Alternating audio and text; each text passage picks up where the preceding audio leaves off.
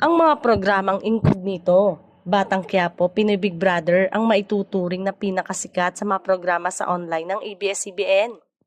Ayon nga kay Mr. Ralph Minorca, Head of ABS-CBN Programming and On-Air Operation, waging-wagi ang mga programa ni Daniel Padilla, Richard Gutierrez, Ian Veneracion, Kayla Estrada, Maris Racal, Anthony Jennings sa mga manonood sa online.